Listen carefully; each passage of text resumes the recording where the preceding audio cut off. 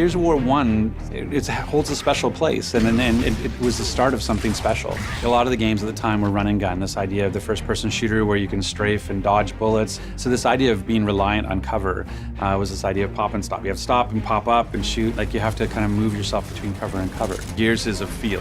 How does it feel to go into cover? How does it feel to pop up and shoot? How does it feel like to chainsaw? Like, that's one of the things that was really focused on. I believe at one point we even said that we're not attempting to fix gameplay. We're gonna give the player the experience that they remember.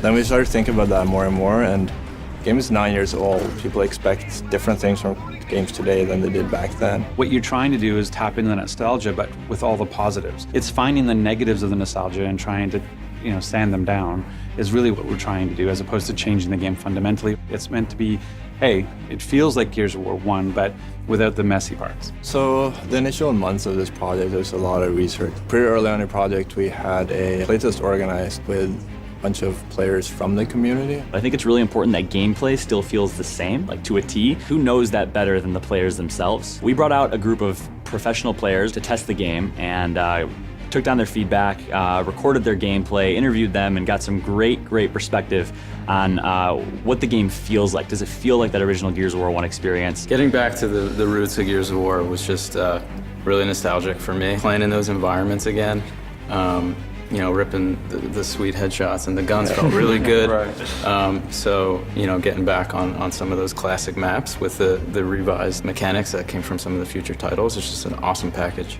I think that the vets are going to really appreciate it and come back to the game. For the new players, I hope that they see this game and like, wow.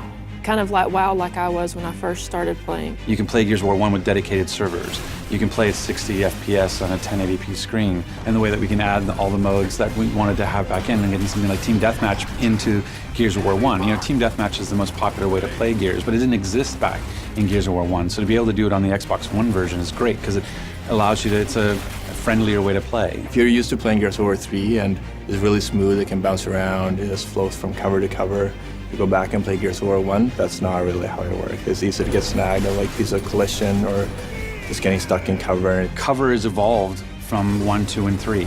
There's certain things you have to do to make those types of improvements where it feels like it's current gen, or you don't want to feel like, oh wow, I went from Gears 3 and stepped all the way back. But things like, oh, I don't get stuck as often, and oh, the controls work the way I expect them to, that makes total sense. We had to go and look at, okay, selectively and surgically, what are the right improvements to bring back so that we gain those advantages and those learnings from Gears of War 3, but we don't lose the feel of Gears of War 1. And I think we've really done that. The first time I think where we actually had a 4 versus 4 match and we played it and it just felt really good all of a sudden. It's like, holy shit. And then afterwards when I looked at performance stats and it was just steady 60, and that's where you just feel like, holy smokes, this feels so nice.